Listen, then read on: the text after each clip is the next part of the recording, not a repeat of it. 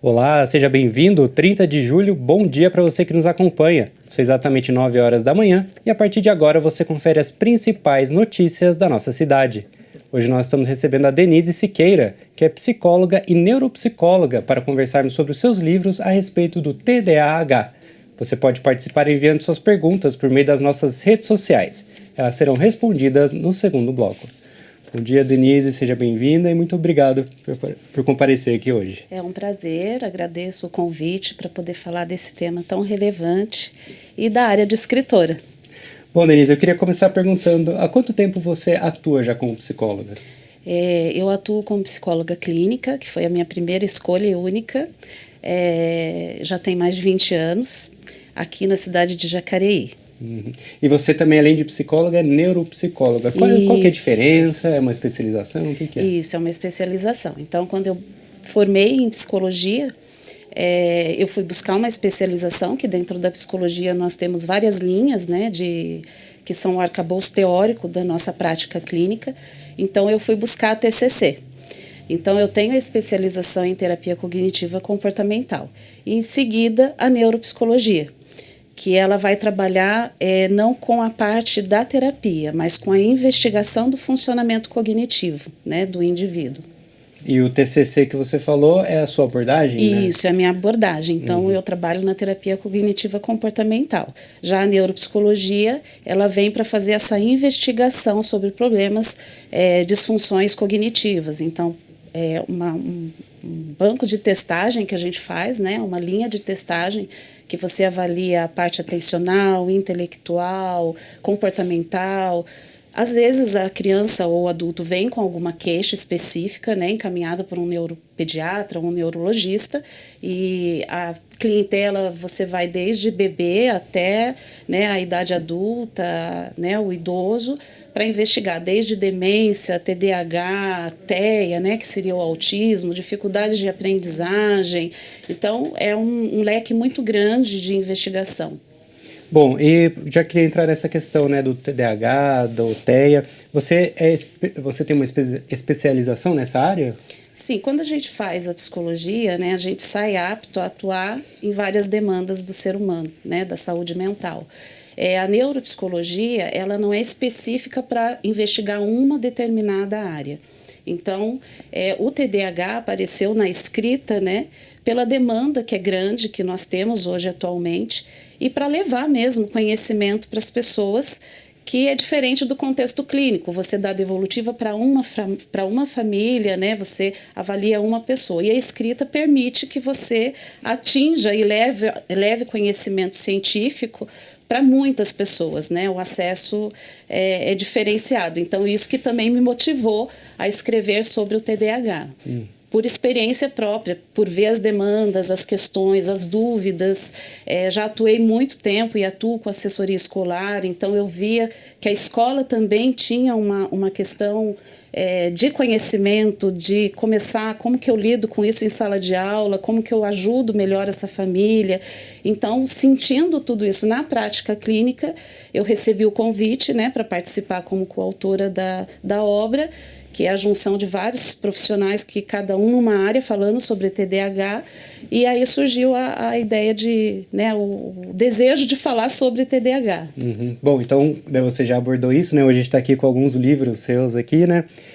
Há quanto tempo você já está trabalhando com a produção, com a escrita desses livros? O meu primeiro livro foi perto da pandemia, né, que foi A Intenção de Mães. Nós éramos um grupo de psicólogas fazendo um curso de aprimoramento sobre parentalidade consciente, com uma psicóloga muito renomada nessa área, que é a Yara Mastini. E desse grupo surgiu o trabalho, que é uma escrita para trabalhar a mãe no relacionamento parental com o filho. Então, foi a primeira escrita e depois foram vindo os outros convites, né? Então, a coautoria, ela facilita, porque hoje você escrever, né, tem um custo muito alto. Então, o grupo se junta de psicólogos, né, de profissionais, para fazer a obra. Então, nós temos aqui algumas editoras que compram essa ideia e patrocinam essa ideia, né? Então, a escrita, ela acaba, às vezes o tema é direcionado como orientação familiar, então a gente trabalha muito as questões da relação pais e filhos, né? Em um deles eu escrevi sobre o transtorno opositor, no outro eu já escrevi sobre um outro, então não fiquei só no TDAH, sobre o cuidado de quem cuida, que é a família. Então nós olhamos muito para a criança e acaba que a família, que é o suporte, é a base, né, do tratamento daquela criança, acaba não tendo esse olhar cuidadoso. E aí eu me apaixonei também por esse tema, que é cuidar de quem cuida. Então o outro tema foi pais da sala de espera, que foi pensando nos pais que ficam ali na minha sala de espera, com as suas dúvidas, com as suas inquietações, com as suas inseguranças. Então, a escrita ela vai nascendo da observação clínica, daquilo que você vai sentindo que é necessário naquele momento levar conhecimento, né?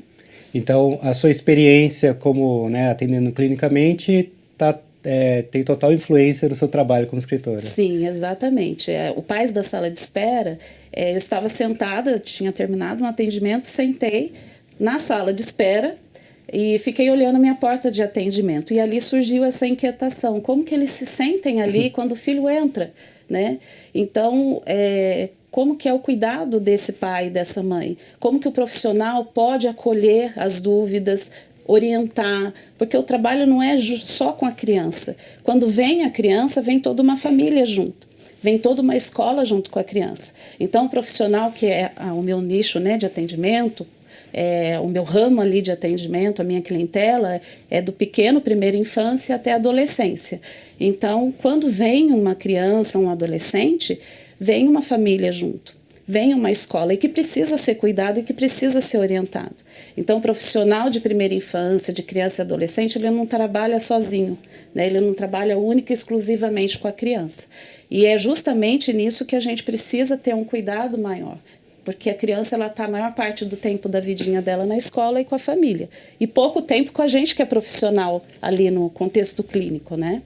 Pô, e como que é para você conciliar, né, a vida de psicóloga e a vida de escritora, né? Ou as duas estão sempre juntas? As duas estão sempre juntas, porque toda produção, a maior dificuldade da escrita é que ela seja de fácil acesso, né, de uma questão fluida, de fácil compreensão para o leitor, mas, ao mesmo tempo, que tenha uma base robusta científica.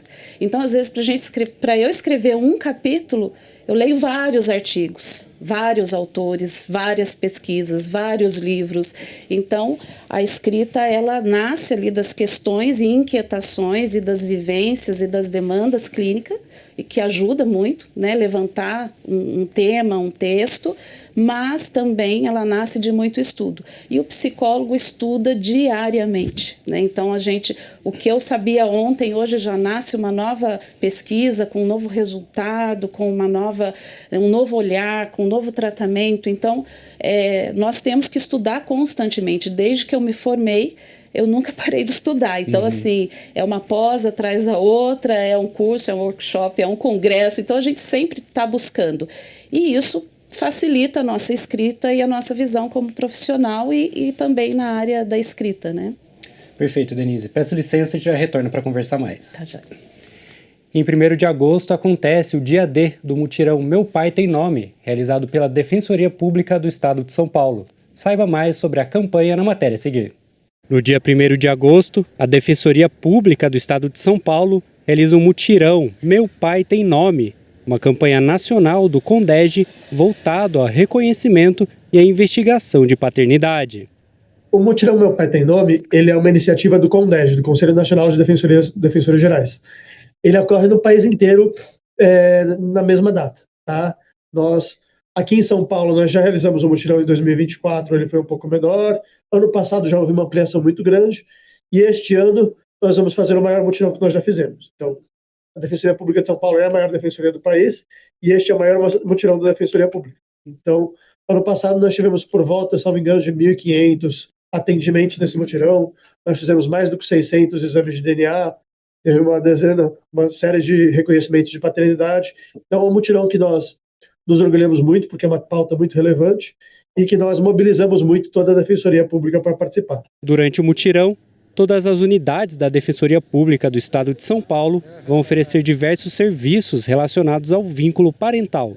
Nosso carro-chefe do mutirão tem sido, historicamente, o exame de DNA. Então, nós disponibilizamos dezenas de exames de DNA em todas as cidades gratuitos para fazer. Então, qualquer pessoa que entende que uma pessoa pode ser o seu pai biológico, ou o próprio pai biológico entende que pode ser o pai biológico de uma criança, pode procurar o atendimento da Defensoria Pública. No mutirão nós atendemos por agendamento, tá? Então, entra no site ou liga no 0800, faz esse agendamento. Naturalmente, precisa ter a concordância da outra parte, porque para fazer o exame de DNA voluntário, todo mundo precisa comparecer. Mas, havendo essa concordância, eles comparecem no dia da unidade e nós fazemos esse exame de DNA de forma gratuita para todos que tiverem interesse. Tá? Além do exame de DNA, nós também prestamos serviço de orientação jurídica no dia do mutirão. Então, não quero fazer exame de DNA, quero orientações sobre questões de direito de família, de guarda, de visita, de alimentos. Nós também prestamos esse serviço. E nós temos sessões de composição extrajudicial para tentar fazer acordo com relação a essas questões de direito de família. Em Jacareí, o mutirão acontece na unidade da Defensoria Pública do Estado, na rua 13 de maio, número 29, no centro. O dia D da campanha é no sábado, 1º de agosto, das 9 horas da manhã a 1 hora da tarde. É necessário fazer um cadastro prévio até o dia 30 de julho. O procedimento deve ser realizado pelo site defensoria.sp.def.br. Lembrando que quem tem interesse então de participar do mutirão, o cadastro deve ser feito até o dia de hoje no site da Defensoria Pública do Estado de São Paulo. E voltamos a falar com Denise Siqueira, psicóloga e neuropsicóloga. Bom, Denise, no primeiro bloco a gente falou bastante sobre TDAH, mas eu queria agora que você explicasse, né, o que significa essa sigla? Então, o TDAH, ele é um transtorno, né, do neurodesenvolvimento. Hoje a gente encara e entende mais como uma dificuldade, um problema de regulação. Então, é um transtorno do déficit de atenção e hiperatividade. Ele pode vir com impulsividade, né? Então, a criança, o adulto, ele pode só ter a questão atencional, uma dificuldade de regular essa questão atencional, ou da impulsividade, né? Então, que são as funções executivas que a gente chama, que é a parte frontal do nosso cérebro, né? Acomete muitas funções executivas. Então, a criança, ela muitas vezes é rotulada, né, por não ter um engajamento, por ficar sonhando, né, em sala de aula, e ela tem, na verdade, ali um déficit atencional. A criança que é muito agitada, muitas vezes traz um rótulo de uma criança que é mal criada, né, que não tem uma boa criação, que não tem normas e regras sociais bem estabelecidas. E, na verdade, ela tem uma dificuldade, uma disfunção de controlar, de regular essa impulsividade no agir do corpo dela, no falar, no pensar. Então, o TDAH é isso, ele traz uma dificuldade na regulação atencional, né, da hiperatividade, da impulsividade. E ele é do neurodesenvolvimento. Então, a gente não se torna TDAH. Às vezes, o que acontece é que o diagnóstico vem mais tardio, né? Então, a criança, até chegar a esse diagnóstico, e muitas vezes o adulto vai buscar o diagnóstico, né, depois já aí de ver vários prejuízos na sua vida social, profissional. Então, hoje a gente tem aí conhecimento, né, tem bastante acesso a um conhecimento e que precisa ser um conhecimento seguro, né, científico, porque nós temos tudo, né, então tem coisas que não são baseadas em fatos mesmo, de pesquisa científica, o que torna isso um problema social até para o diagnóstico e de como tratar a criança. Então, às vezes, na vida adulta, essa pessoa vai em busca da avaliação neuropsicológica, para entender esse funcionamento, se de fato o esquecimento dele é porque ele não presta atenção, porque ele não tem engajamento, porque ele está com algum problema, já estou demenciando tão nova, né, com uma idade tão nova. Não, não é. Então, ele tem mesmo ali uma disfunção na parte atencional e que vai prejudicar, impactar, que esse é o grande diferencial. Então, a pessoa, o nosso DSM, né, ele que é uma normatização né, das doenças mentais, ele precisa trazer um prejuízo significativo para a área de vida da pessoa, ou da criança ou do adulto. Então, tem que ter um prejuízo, tem que ter um impacto, né? Então, isso não pode ser assim uma fase. Ele tem que sentir, ele tem que perceber esse impacto ao longo da vida dele. Então, não é assim uma fase que eu estou triste, por isso estou mais desatento e mais aéreo. Eu trago essa dificuldade ao longo da minha vida, né, ao longo da minha primeira infância. Isso vem trazendo prejuízo na alfabetização, na relação social, seja pela desatenção, pela dificuldade da impulsividade, do controle inibitório, da flexibilidade. Então, isso vai trazer um prejuízo para a vida da pessoa. Bom, você abordou a questão do diagnóstico, né, que muitas vezes só adulto a pessoa vai atrás de um diagnóstico, né, vai investigar. Eu queria saber, então, qual que é a importância desse diagnóstico precoce, né, talvez já na fase da criança mesmo, descobrir quais são as vantagens desse diagnóstico cedo. Então, a vantagem é que eu costumo fazer uma analogia, o cérebro, né, infantil, com uma massinha de modelar.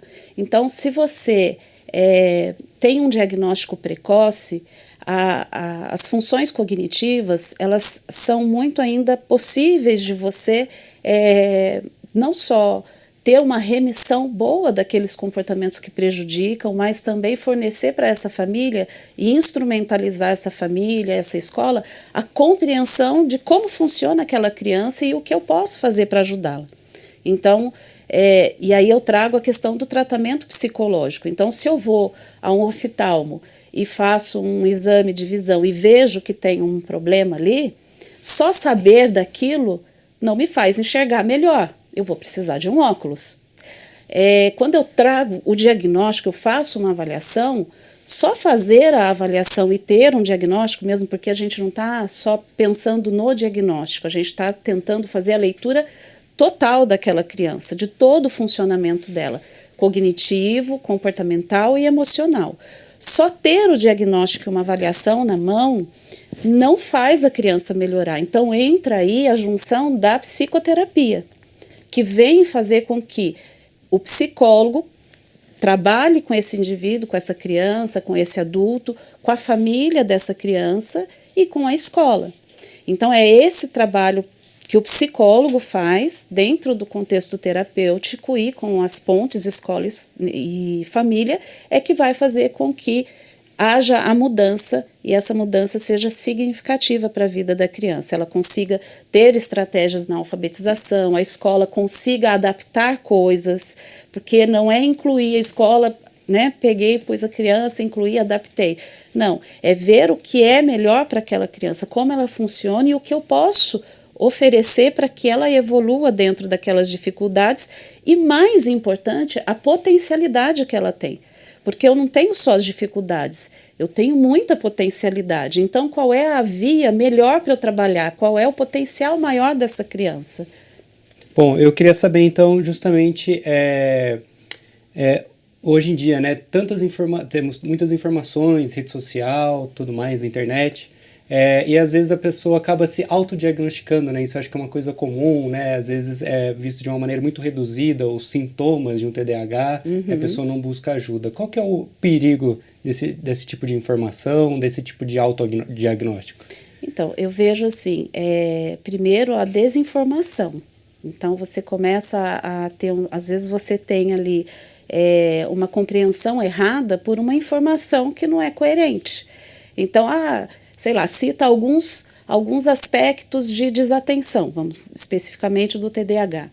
Então, é esquecida. Então, cita 1 ou 2 critérios, de uma forma que não é com base científica, não está sendo avaliado, então ele não está passando por uma bateria de investigação. E aí ele se associa, nossa, olha, de verdade, olha, quando eu era criança eu era esquecido mesmo, só que só esse sintoma não é uma definição para um diagnóstico.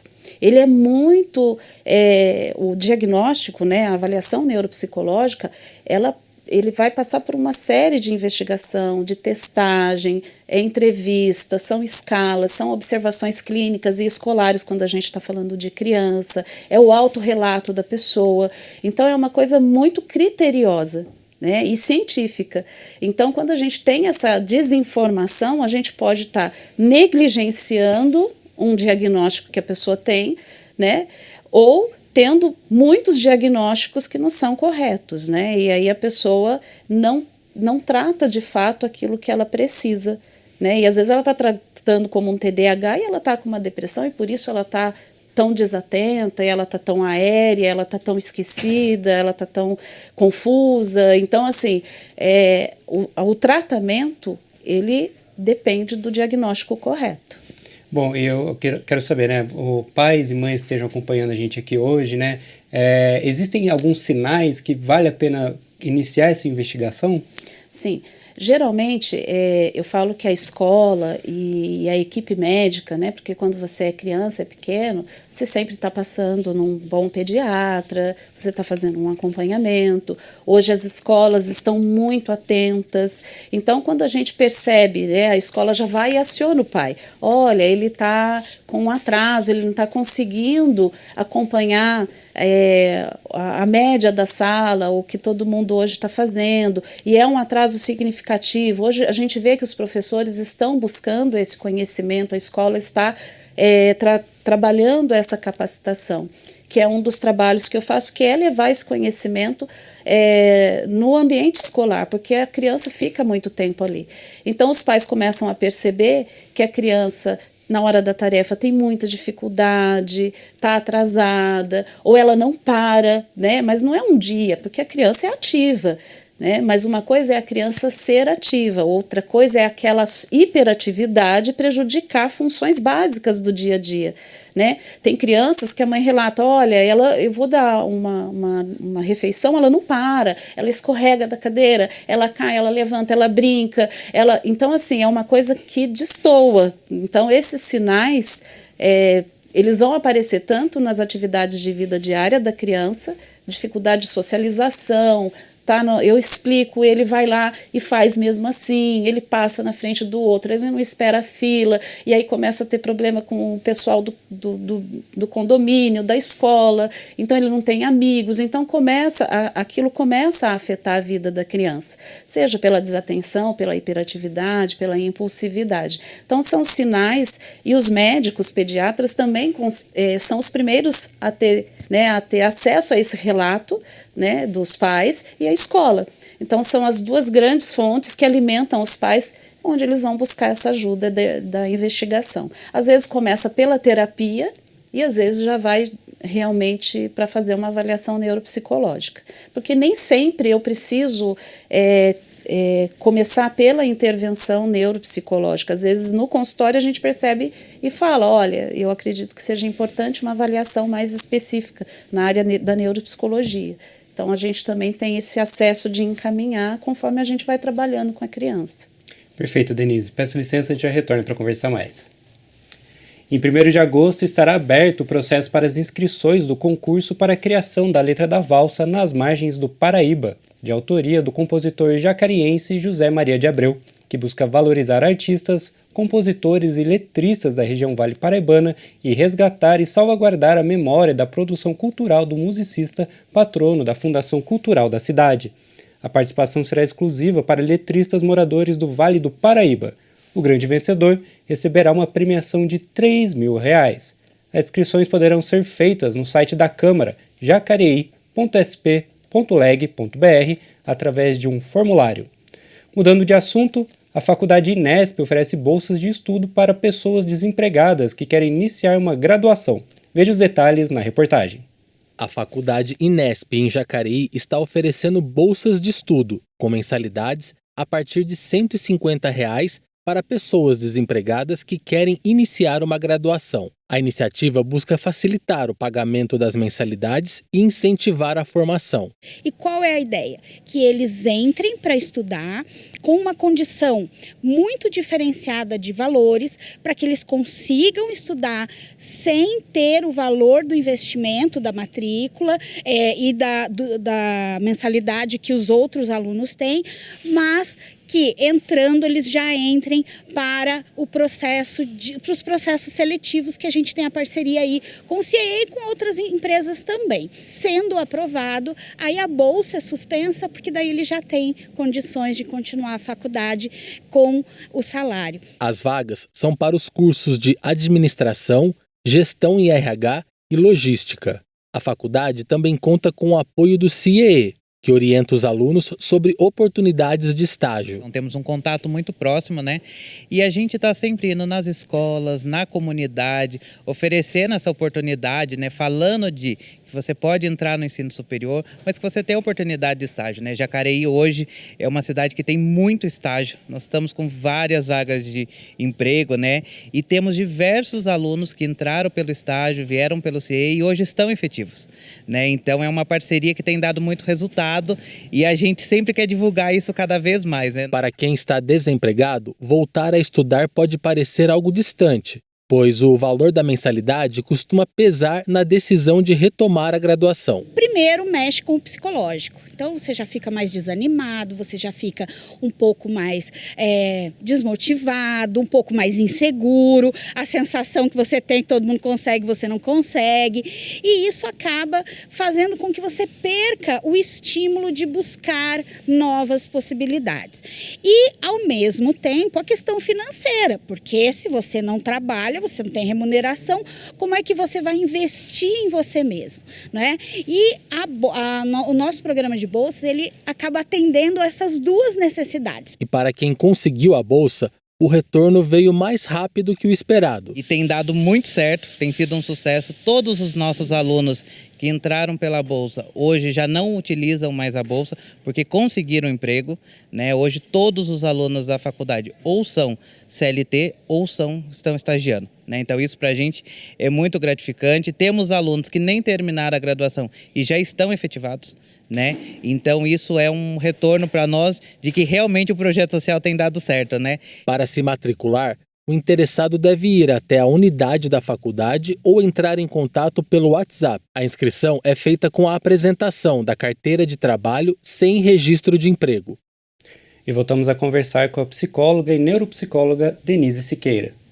Bom, Denise, eu queria voltar um pouco ainda sobre o TDAH, né? A gente fala muito do TDAH, né, nas crianças, como a escola pode contribuir com esse diagnóstico e tudo mais, mas e na vida adulta? Existem muitos adultos que acabam descobrindo depois de uma certa idade que eles possuíam o TDAH a vida toda? Sim, eu vejo nas entrevistas uma dinâmica muito interessante. Quando você começa a fazer perguntas sobre o comportamento, que a primeira coisa é a anamnese, né? Você tem uma entrevista, depois você vai fazer uma anamnese, que é o histórico todo daquela criança. E geralmente o pai ou a mãe começa a falar, nossa, eu era assim. Aí a mãe cutua e fala, olha, é igualzinho, né? Então, assim, e esse despertar, né, para aquilo, falou, nossa, será que eu tenho? Tem ajudado muitos os pais depois, né, a buscarem a avaliação. E eu acredito que a divulgação e o conhecimento também. Então, porque a gente tem prejuízos, né? O adulto, ele aprende a conviver com esses prejuízos ao longo da vida. Mas isso não quer dizer que ele não sofra com os prejuízos. Muitas vezes ele cria estratégias de sobrevivência, mas ele percebe que internamente aquilo para ele traz um sofrimento. Então é uma planilha que ele errou por um descuido, uma atenção que ele não teve para determinados detalhes. Então, assim, ele não deixa de ter TDAH.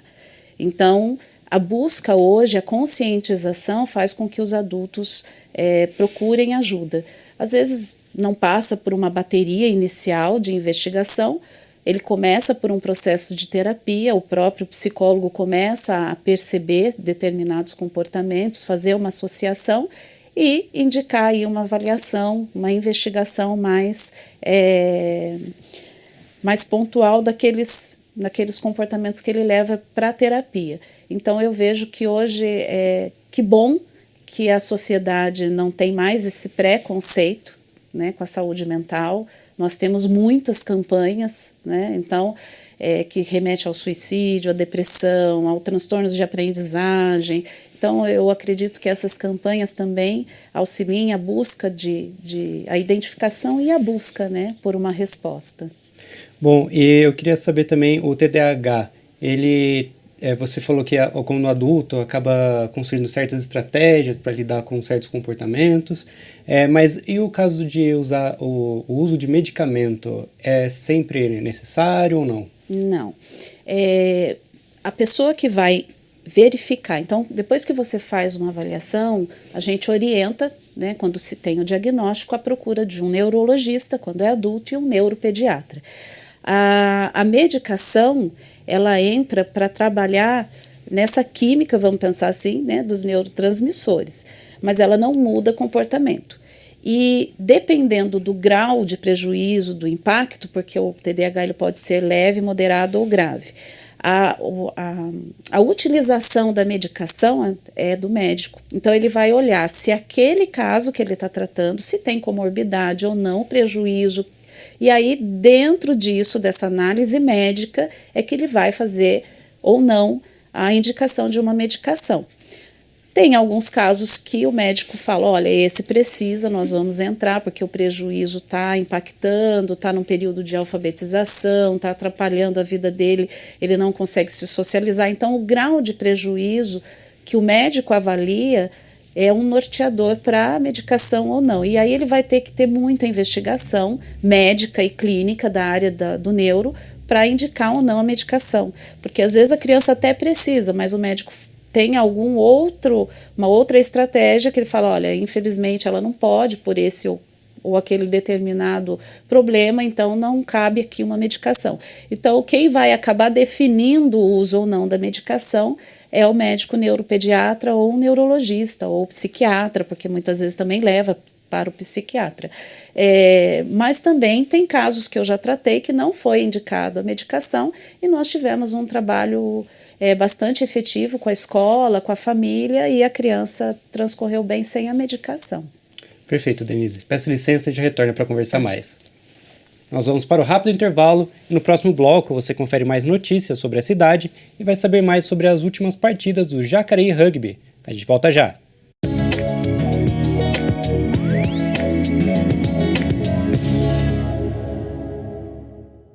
A Câmara Municipal de Jacareí conta agora com o WhatsApp para atender você. Nosso número é o 39552200. Você também pode nos adicionar pelo QR Code aqui na tela. O atendimento ocorre de segunda a sexta-feira, das 8 às 17 horas.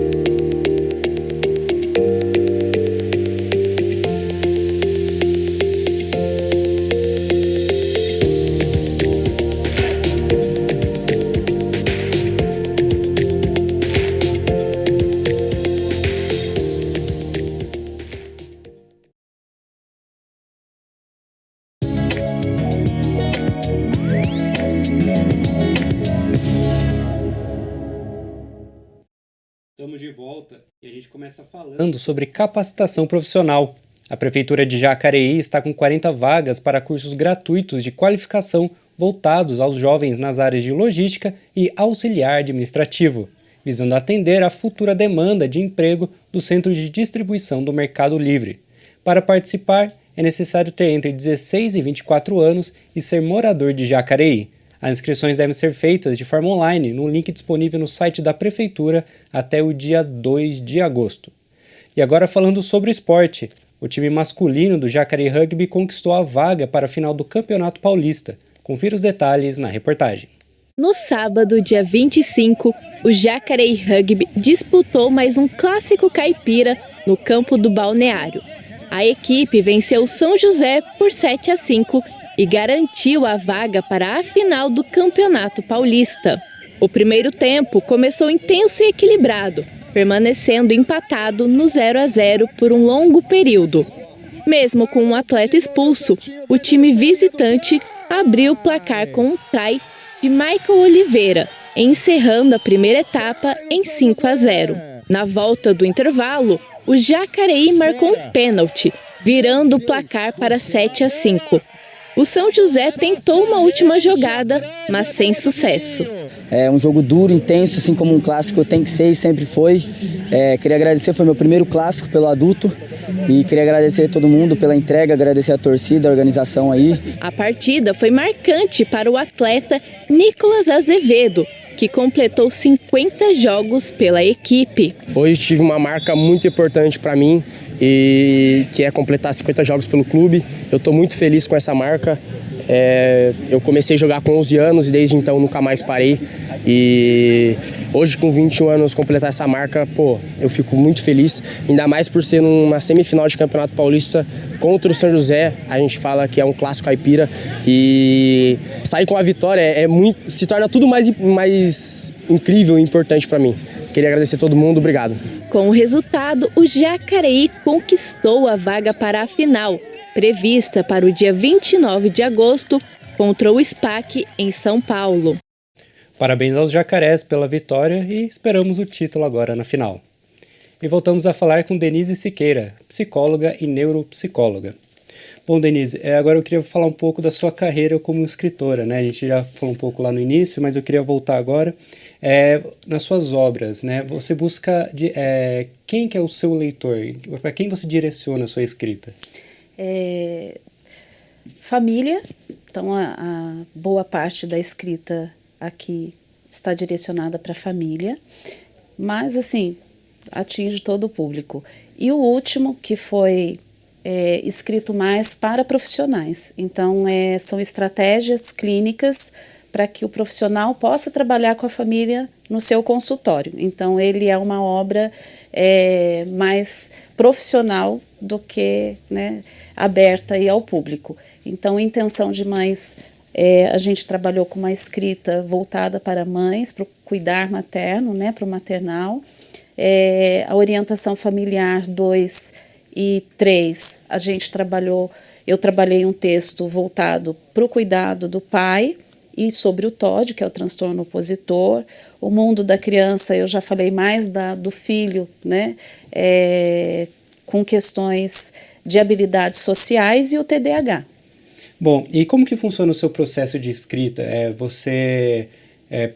Quando você vai abordar o assunto TDAH, o TOD, você pensa, né, porque são assuntos em alta, talvez seja um meio melhor de comunicar corretamente, né, como a gente falou, né, que a internet às vezes acaba confundindo mais do que ajudando.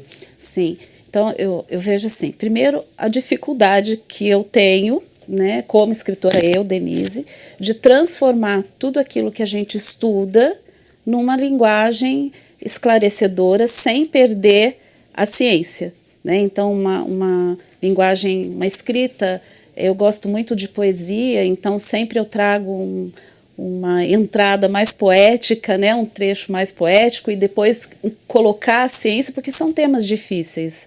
Então, não são temas assim, não é um romance, né? Então você está falando de saúde mental, de problema, e fazer com que isso chegue ao leitor de forma acolhedora, quentinha, né, amorosa, afetiva, mas sem perder a ciência, para que aquilo não seja uma coisa do senso comum, é uma dificuldade que eu sinto quando eu escrevo. Então, pegar tudo aquilo que você leu, que você estudou, e fazer mais pesquisas durante a construção da escrita, né, trazer dados atuais de organizações, da Organização Mundial da Saúde, transformar tudo isso, todos esses dados e essas informações em um capítulo, por ser coautora, em um tema que você escolhe ali, que eu sempre escolho o tema de acordo com o que eu sinto ali no meu consultório, das demandas, não por estar em alta, mas pelo sofrimento que o outro traz, pela dúvida que o outro traz.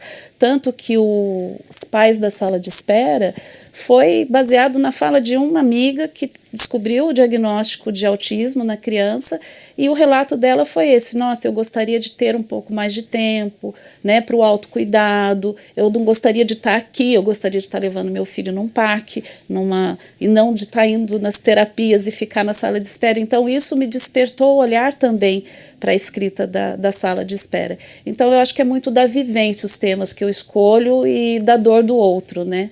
Bom, e você costuma receber algum retorno de quem leu, que ajudou muito? Como que é? Sim, já tive, sim. Então, eu deixo ele disponível na minha sala de espera, e os pais, quando eu percebo, eles estão lá anotando, tirando fotos. Olha, não sabia.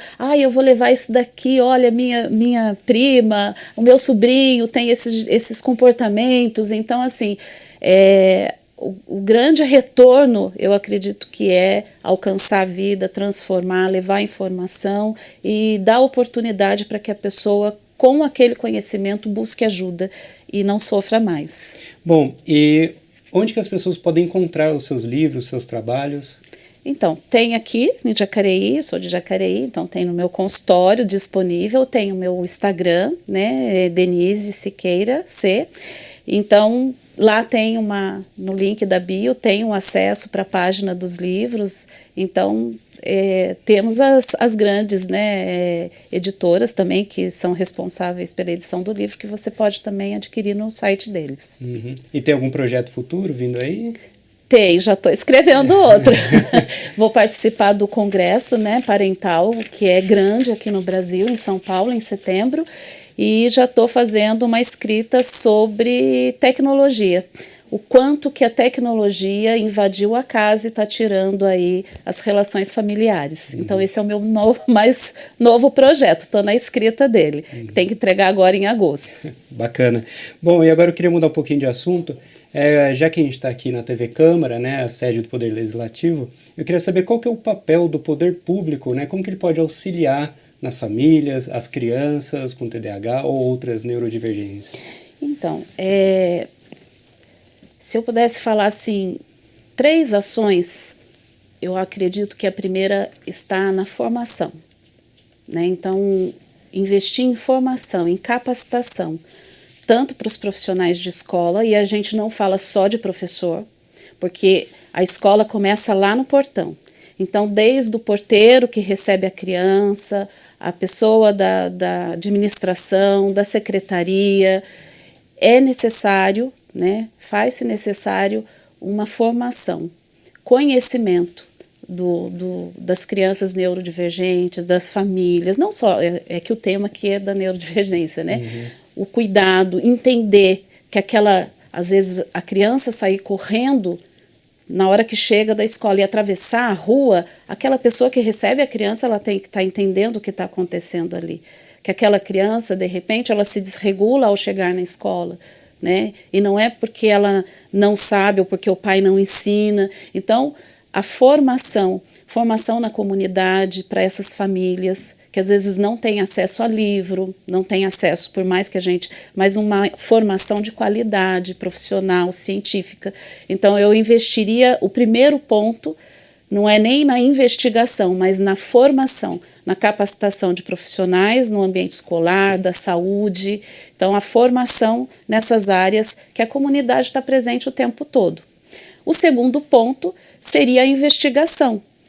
Eu acredito muito que é importante que a criança tenha acesso, a família tenha acesso e oportunidade de ter uma avaliação, porque a avaliação no ambiente particular é um investimento alto. E a gente sabe que nem toda família, né, são poucas as famílias que conseguem investir numa avaliação neuropsicológica. E nem sempre os convênios, que né, seria particular, o que dá mais acesso à população, ele cobre uma avaliação neuropsicológica, não tem cobertura. Então, eu acredito que uma segunda ação é dar oportunidade que a população, que a comunidade tenha acesso à avaliação neuropsicológica. E em terceiro, não é só ter a avaliação, mas ter disponível um ambiente onde essa criança pode dar continuidade ao tratamento. Perfeito, Denise. Peço licença e já retorno para conversar mais. A Fundação Cultural de Jacareí abriu as inscrições para a premiação Cultura Viva, destinada a iniciativas culturais desenvolvidas no município. O edital prevê investimento em 10 iniciativas culturais. Podem participar pontos e pontões de cultura já certificados pelo Ministério da Cultura, além de entidades sem fins lucrativos e coletivos culturais ainda não certificados, desde que atendam aos requisitos para certificação e comprovem, no mínimo, 2 anos de atuação cultural em Jacareí. As inscrições são gratuitas e devem ser realizadas até 21 de agosto, exclusivamente por meio de formulário eletrônico disponível no site da Prefeitura.